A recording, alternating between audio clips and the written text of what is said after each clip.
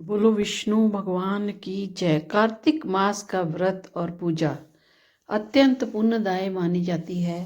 यह महीना विशेष रूप से भक्ति, ध्यान और संयम का प्रतीक है। जो भी व्यक्ति इस मास में नियम पूर्वक व्रत, स्नान, दीप दान और करता है, उसे न केवल इस जीवन में बल्कि अगले जीवन में भी उत्तम फल प्राप्त होता है। यह मास व्यक्ति के जीवन में आध्यात्मिक जागरूकता और शुद्धता का संचार करता है। कार्तिक मास हिंदू धर्म में सबसे पुण्यदायी महीनों में से एक माना जाता है। इस महीने में भगवान विष्णु और भगवान शिव की पूजा का विशेष महत्व होता है। कार्तिक स्नान, व्रत, दीप दान और तुलसी पूजा का पालन करने से भक्तों को अश्वमेध यज्ञ के समान पुण्य प्राप्त होता है। इस वीडियो में हम आपको कार्तिक मास की व्रत कथा, नियम और इसके महात्म्य के बारे में बताएंगे। इसे अवश्य देखें और इस पवित्र महीने का पूर्ण लाभ उठाएं। कार्तिक माह महात्म्य 18 के अनुसार, लिखता हूँ माँ प्राण की सीधी सच्ची बात। 18वां अध्याय, कार्तिक मुक्ति का वरदान। अब रौद्र रूप महाप्रभु शंकर नदी पर चढ़कर युद्ध भूमि में आए। उनको आया देखकर उनके पराजित गण फिर लौट आए और सिंहनाद करते हुए अयुद्धों से दैत्यों पर प्रहार करने लगे। भीषण रूपधारी रुद्र को देख दैत्य भागने लगे। तब जलंधर हजारों बाण छोड़ता हुआ शंकर की ओर दौड़ा। उसके शुम्भ निशुम्भ आदि वीर भी शंकर की ओर दौड़े। इतने में शंकर जी ने जलंधर के सब बाण जालों को काट कर अन्य बाणों की आंधी से दैत्यों को अपने फरसे से मार डाला। खड़गोरवा नामक दैत्य को अपने फरसे से मार डाला और ब्लाक हक का भी सिर काट दिया। घसमर भी मारा गया और शिवगण चिशी ने प्रचंड नामक दैत्य का सिर काट डाला। किसी को शिवजी के बैल ने मारा और कई उनके बाणों द्वारा मारे गए। यह सब देख जलंधर अपने शुंभ आदि दैत्यों को धिक्कारने और भयभीतों को धैर्य देने लगा, पर किसी प्रकार भी उसके भयग्रस्त दैत्य युद्ध को न आते थे।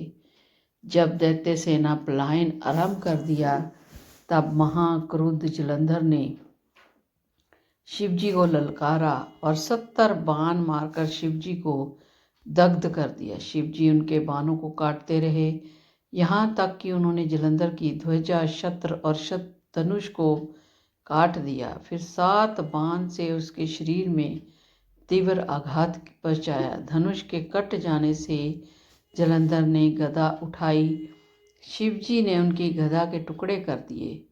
तब उसने समझा कि शंकर मुझसे अधिक बलवान है, अतएव उसने गंधर्व माया उत्पन्न कर दी।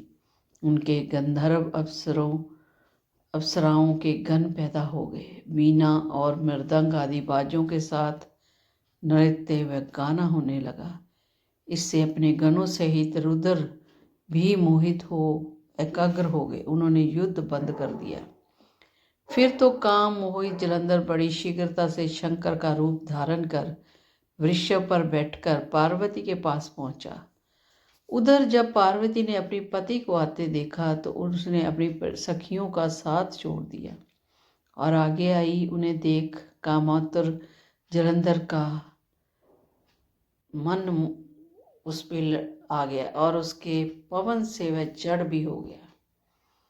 गौरी ने उसे दानव समझा वे अंतर ध्यान हो उत्तर की मानस पर चली गई। तब पार्वती ने विष्णु जी को बुलाकर दैत्य धन का वैकृत्य कहा और यह प्रश्न किया कि आप इससे अवगत हैं। भगवान विष्णु ने उत्तर दिया, आपकी कृपा से मुझे सब ज्ञात है। हे माता, आप जो भी आज्ञा करेंगी मैं उसका पालन करूँगा। जगत माता ने विष्णु जी से कहा, उस दैत्य ने जो मार्ग खोला है उसका अनुसरण उचित है। मैं तुम्हें आज्ञा देती हूँ कि उसकी पत्नी का पति व्रत भ्रष्ट करो, वह दैत्य तभी मरेगा। पार्वती जी की आज्ञा पाते ही विष्णु जी उसको क्षीरोधारे पर छल करने के लिए जलंधर नगर की ओर चला गया। कार्तिक मास में पढ़ी जाने वाली लपसी तपसी की कथा बिना अधूरा माना जाता है कार्तिक स्नान। तो जाने इसका महत्व। लपसी व तपसी की कथा काफ़ी प्रसिद्ध लोक कथा है। इससे कार्तिक महीने में विशेष तौर पर सुना जाता है। ये दो भाइयों की में भक्ति की प्रतिस्पर्धा की कहानी है। कहानी के अनुसार हिंदू धर्म में कथाओं का काफ़ी महत्व है। अलग अलग धार्मिक अवसर पर अलग अलग कथाएं कही जाती हैं, जिसमें पर्व के कारणों से लेकर उसके महत्व, उसमें छिपे संदेशों के बारे में बताया जाता है। ऐसे ही एक लोक कथा लपसी व तपसी की भी है, जिसे खास तौर पर कार्तिक महीने में पढ़ने, कहने व सुनने का विधान है। कार्तिक स्नान के समय यह कथा सुनते हैं। आज हम आपको वही कथा बताने जा रहे हैं। तो इस कथा के अनुसार लपसी व तपसी दो भाई थे। इनमें लपसी सवा शेर और तपसी बनाकर भगवान को भोग लगाकर खुद खा लेता था, जबकि तपसी भगवान की तपस्या में ही लगा रहता था। एक दिन दोनों ने इस बात को लेकर विवाद हो गया कि दोनों में भगवान का बड़ा भक्त कौन है। लपसी ने कहा कि वह सवा शेर लापसी का भोग लगाने पर बड़ा भक्त है, और तपसी तपस्या करने की वजह से खुद को भगवान का बड़ा सेवक कहता है। तभी वहाँ से गुजर रहे नारद मुनि ने उन्हें देख लिया। पूछने पर उन्होंने अपने विवाद का कारण उन्हें बताया। तब नारद जी ने कहा कि इसका फैसला वे कर देंगे। तो इसके अगले दिन जब लपसी और तपसी अपनी भक्ति में लग गए, तो नारद जी ने चुपके से सोने की दो भारी अंगूठी दोनों के आगे रख दी। जब लपसी की नज़र उस पर पड़ी तो उसने अंगूठी पर कोई ध्यान नहीं दिया, लेकिन तपसी ने तपस्या करते हुए चुपचाप उसे घुटनों के नीचे दबा लिया। इसके बाद जब नारद मुनि फिर वहाँ आए तो उन दोनों फिर कौन बड़े सवाल का दोहरा कर दिया कि इनमें से बड़ा तपस्वी कौन है। जिसे सुन नारद जी ने तपसी को खड़ा होने के लिए कहा। खड़ा होते ही तपसी के नीचे दबी अंगूठी नीचे गिर गई। जिसके बाद नारद जी ने तपसी से कहा कि तपस्या करने पर भी तुम्हारे मन में चोरी का भाव है, जबकि भगवान को भोग लगाकर खुद ही जिम खाने वाला लपसी में ये भावना नहीं है, इसलिए दोनों में लपसी बड़ा है। ये सुन तपस्वी शर्मिंदा होकर नारद जी के चरणों में गिर पड़ा और अपनी तपस्या का फल मिलने का उपाय पूछने लगा। तो नारद जी ने कहा कि यदि कोई गाय और कुत्ते और अन्य बेबस जानवरों को रोटी नहीं खिलाएगा, गरीबों को भोजन कर दक्षिणा नहीं देगा और दिए से दिया जलाएगा, तो उसके पुण्यों का फल तुझे मिलेगा। इसी तरह यदि कोई सारी कहानी सुनकर तुम्हारी कथा नहीं सुनेगा, तो उसका फल भी तुझे नहीं मिलेगा। तो ये थी लपसी और तपसी की कथा के अनुसार कार्तिक महीने में पढ़े जाने वाले 18 अध्याय के अनुसार राजा पृथु नारद जी से पूछने लगे कि हे नारद जी, सब गोपियों से राधा ही श्री कृष्ण जी को अधिक प्रिय क्यों है, तथा कार्तिक मास में भगवान के साथ उनकी पूजा क्यों होती है? यह सब कथा विस्तार पूर्वक हमसे कहिए। तब नारद जी ने कहने लगे, पहले मनवंतर में पांचाल देश प्राचीन विहि नाम का राजा था। उसने भगवान विष्णु का अति विशाल मंदिर बनवाया। वहाँ नित्य ही बड़े विधि विधान से भगवान का पूजन हुआ करता था। उसी गांव की एक अति सुंदर स्त्री प्रेम में विह्वल हो भगवान के सामने बड़ा ही मोहक नृत्य करती थी। उसके मन में सदैव यही लालसा लगी रहती कि वह इसी तरह भगवान के गले में बाहें डालकर नृत्य करती रहे। एक दिन उसने अपना समस्त द्रव्य लाकर गरीबों में बांट दिया और उसी मनोरथ में अपने प्राण भी त्याग दिए।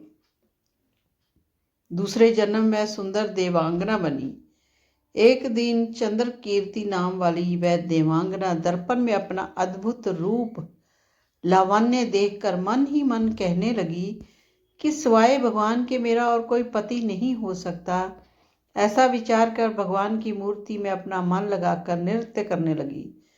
कुछ समय के पश्चात दैत्यों से दुखी होकर समस्त देवता ब्रह्मा जी की शरण में गए। तब ब्रह्मा जी ने भगवान विष्णु के कृष्ण अवतार लेने का संपूर्ण वृत्तांत देवताओं को सुनाया और उनको आज्ञा दी कि देवता ग्वाल बाल एवं गणाओं गोपियों के रूप में जन्म लेकर भगवान की सेवा करें। चंद्र कीर्ति को जो देवांगना के रूप में थी, ब्रह्मा जी से प्रार्थना करके बोली कि उसका पुनर्जन्म का मनोरथ पूर्ण होने की आज्ञा दी जाए, जिससे मैं भगवान के साथ नृत्य कर सकूं। तब ब्रह्मा जी ने उसको वरदान दिया कि तुम नंदग्राम में वृषभान गोप के घर में राधा नाम से जन्म लेकर गोपियों से अधिक भगवान को प्रिय होगी और भगवान तुमको अपने प्राणों से भी अधिक प्रिय समझेंगे। नारद जी कहते हैं, सो ब्रह्मा जी के वचनों के सत्य के लिए भगवान ने श्री कृष्ण अवतार में राधा जी के साथ राजसो उत्सव में नृत्य किया और उनको प्राणों से अधिक प्रिय समझा। और ये थी 18वें अध्याय का महात्म्य कथा। और आगे का हिस्सा जानने के लिए मेरे चैनल को प्लीज़ सब्सक्राइब करें, लाइक करें, कमेंट एंड शेयर करें। और आपको चैनल कैसा लग रहा है ज़रूर बताएं और बेल आइकन ज़रूर दबाएं ताकि आपको अगले कहानी इसकी पूरी कथा का आपको वर्णन मिल सके। तो कार्तिक महात्म्य की कथा का ये 18वां अध्याय संपूर्ण होता है। 19वां अध्याय अगले एपिसोड में। श्रीमन नारायण नारायण नारायण, भज मन नारायण नारायण।